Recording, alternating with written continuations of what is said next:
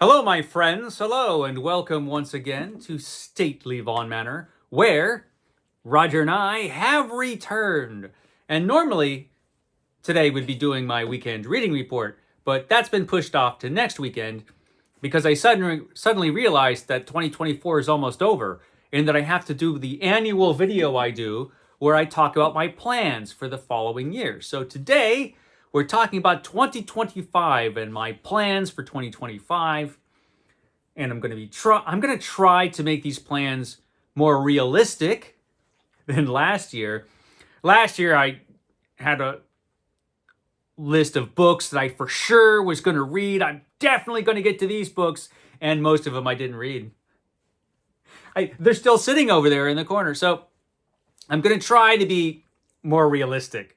Last year, or it's still this year actually, this year, 2024, has been challenging. It's been a challenging year.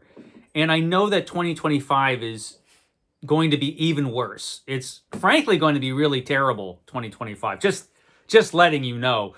I know this because a future version of Roger came back in time and told us just how bad it's going to be. So be prepared for awfulness, right? You wouldn't lie to me. The future Roger wouldn't lie, would he? Nah, why would he? Anyway, we're preparing for a challenging year in 2025, but I do have a bunch of stuff that I plan to read, and this time I'm going to read it. This time I am. And so let's get right into the new year. Okay, in January, I do have some continuing things. So these are the continuing things that'll still be going on in January. One of them is Varney the Vampire, the long-running Penny Dreadful, which I have vowed to read all of. And I am in the second half of Varney now.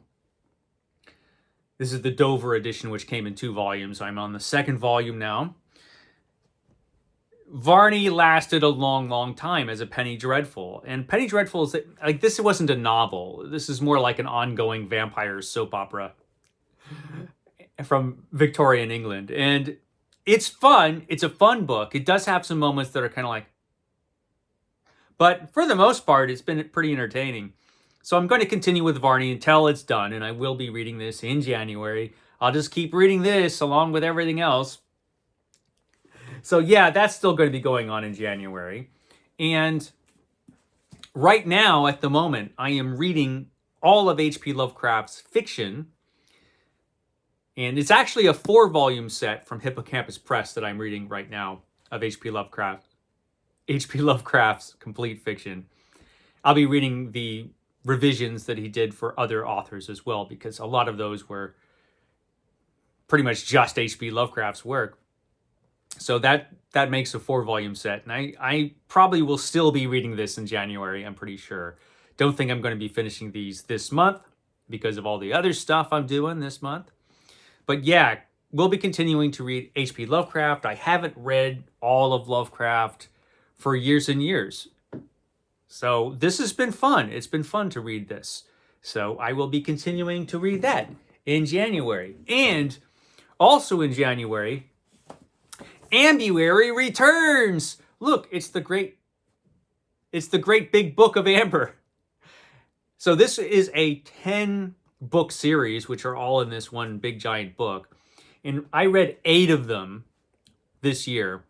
And so I still have a couple Amber books to read. So in January, I'm going to try to knock out volumes 9 and 10 of Amber, the complete Amber Chronicles. So Ambuary will return, and I will hopefully read the last 2 volumes in January. If not, I will finish it up in February, I guess.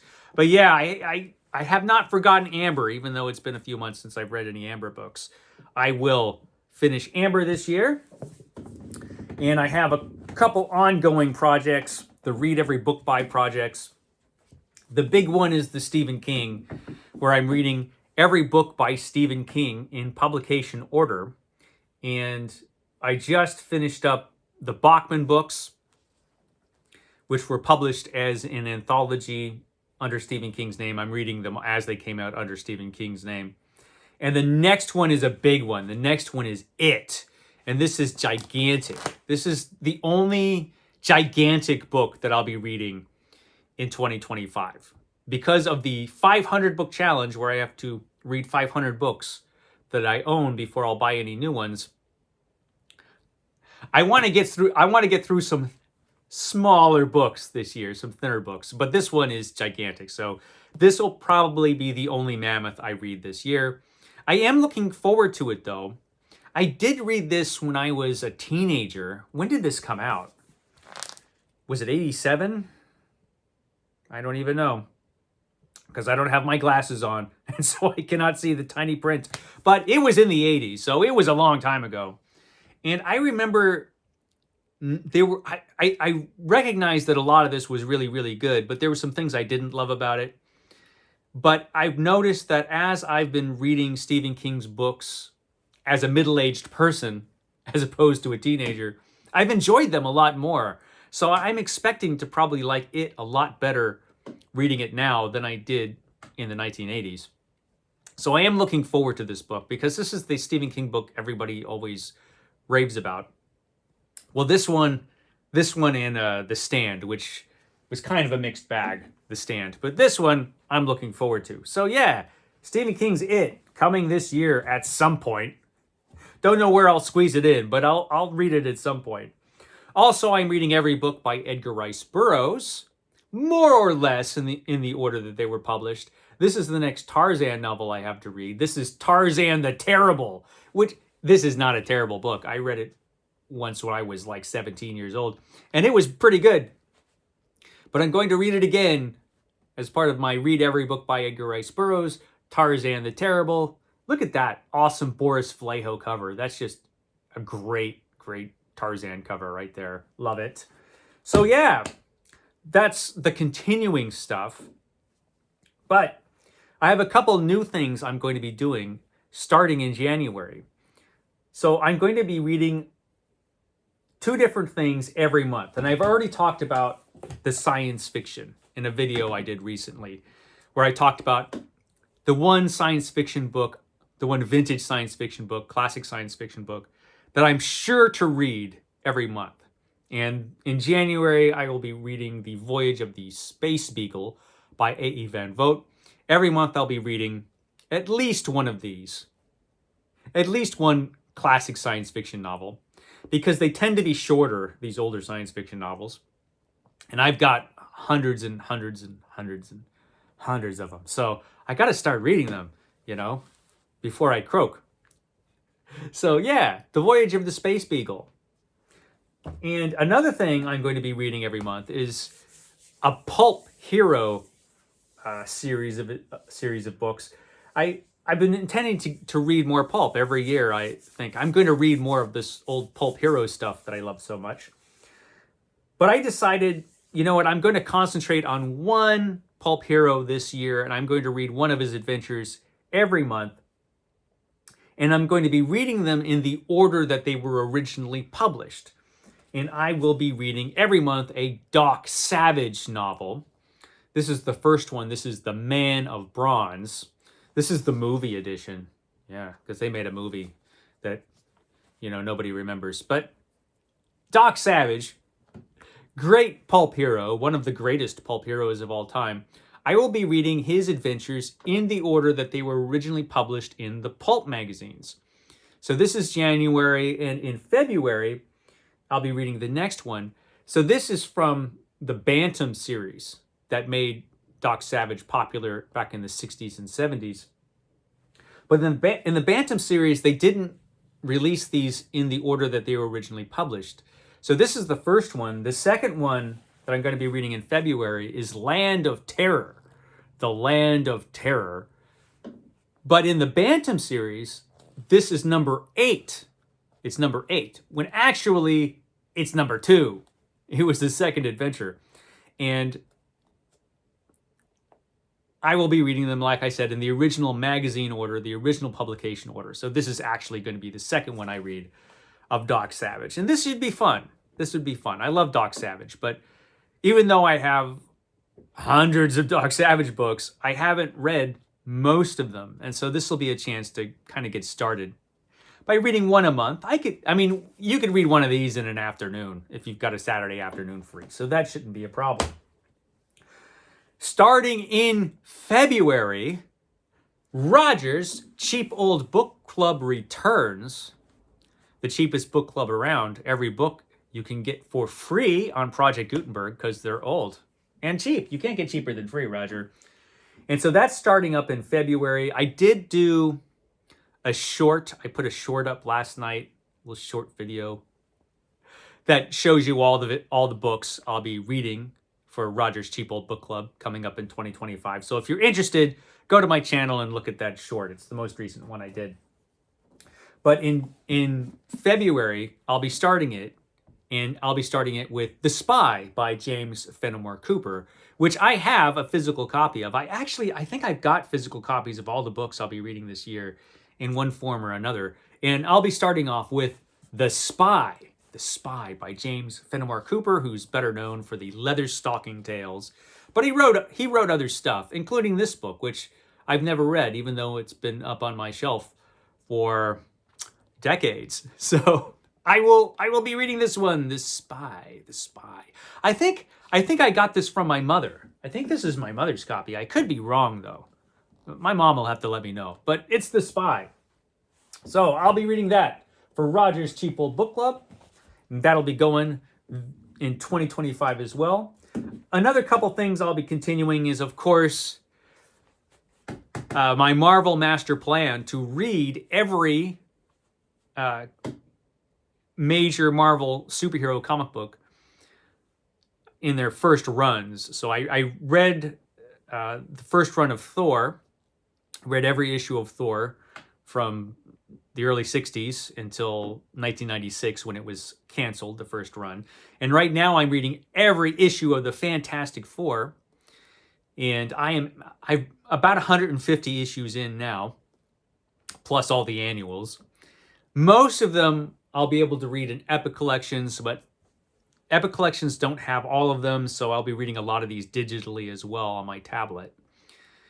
But I should be able to finish up Fantastic Four within the next few months.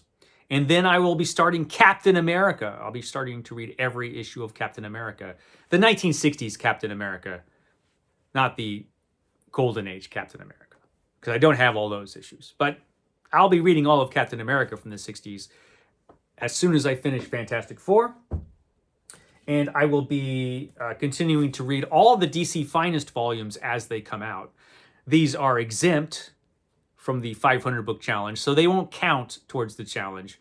But I will be reading them as they come out. This is the next one I've got to read, Wonder Woman, Origins and Omens.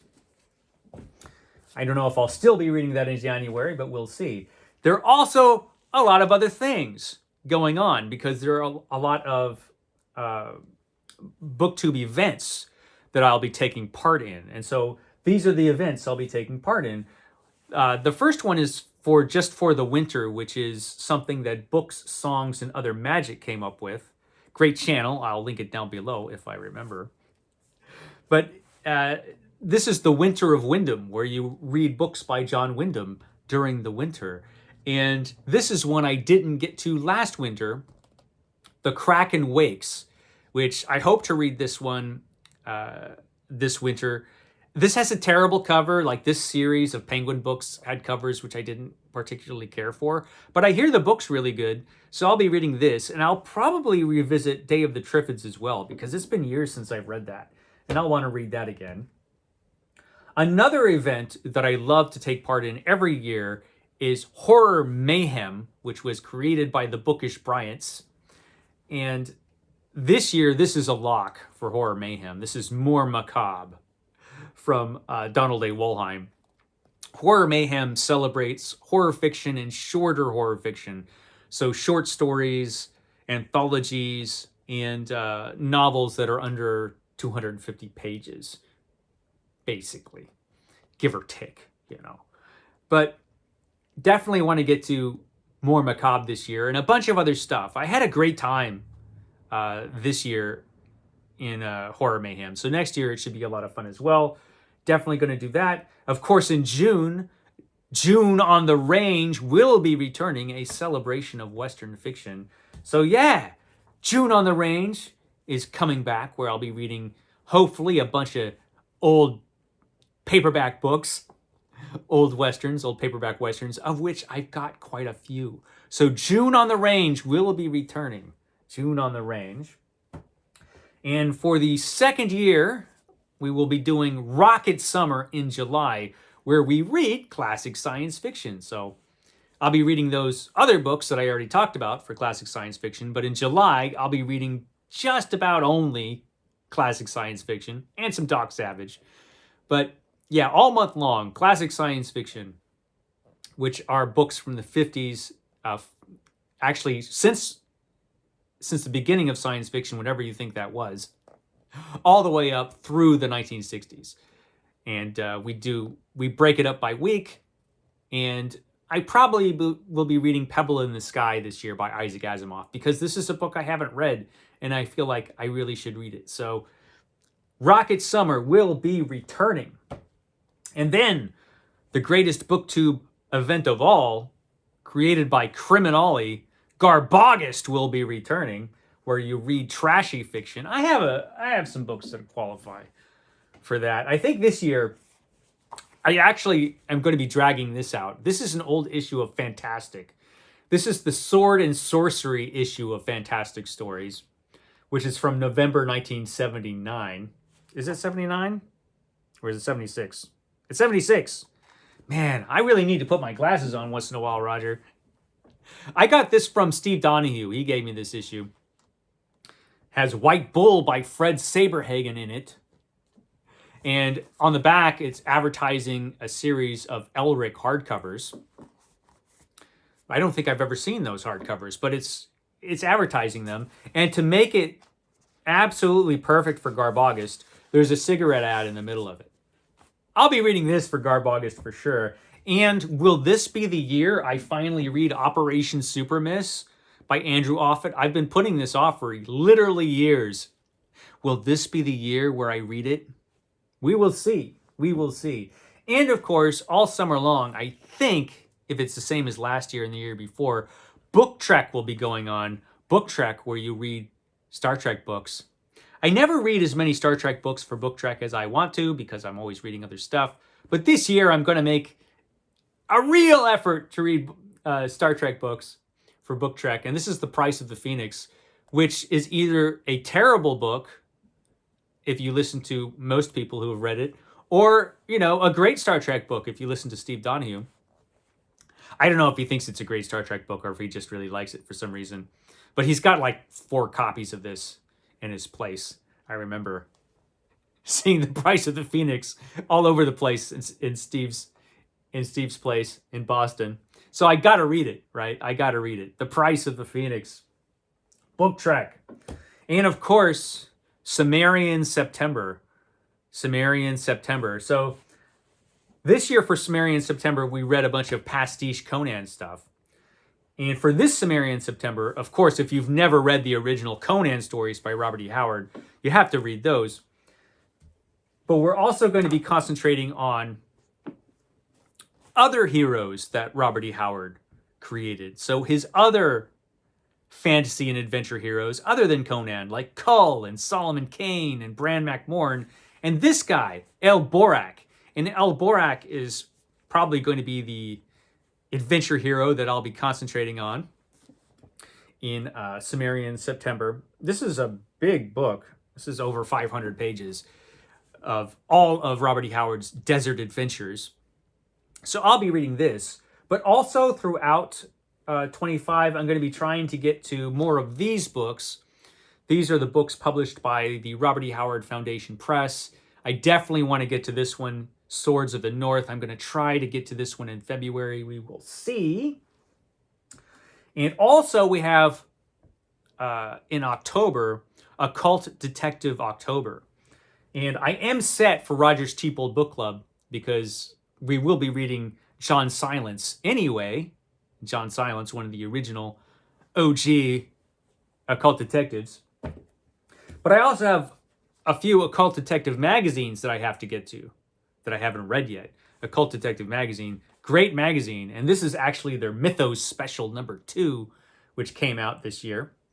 So I still have to read this one. So yeah, I'm going to be pulling out some occult detectives in October.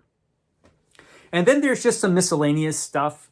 Like I said, I'm going to be wanting to get to some thinner books, shorter paperbacks, which I have millions of. So I am going to be reading, I'm going to be trying to fit in more science fiction other than just the science fiction I've committed to reading, like this one. This is Rogue Moon by Aldous Budrys, which I've heard many good things about. I've got The Shores of Space by Richard Matheson, for example. I love Richard Matheson, and I haven't read this particular book yet, so I'll read that. Will I finally get back to the Edge series? I read the first book and never got to the other ones, and I've got a whole box full of these things. I think I have the first 50, at least the first 50 paperbacks in the Edge series. I don't have some of the later ones, but most of them I have. And this is Edge #2, 10 Grand by George G. Gilman. So I'll be reading more of these, I hope. I will be doing more pulp. I'm hoping to read more of The Shadow this year. We'll see how successful I am. And then there's just a bunch of random stuff, like Donovan's Brain. I really want to read Donovan's Brain. Look how creepy this cover is. That's awesome. And I hear great things about this book. So I'll be squeezing a bunch of random stuff in this year. But we'll see. We'll see how it all works out. Not talked long enough, Roger. I've talked long enough. I will catch you next time.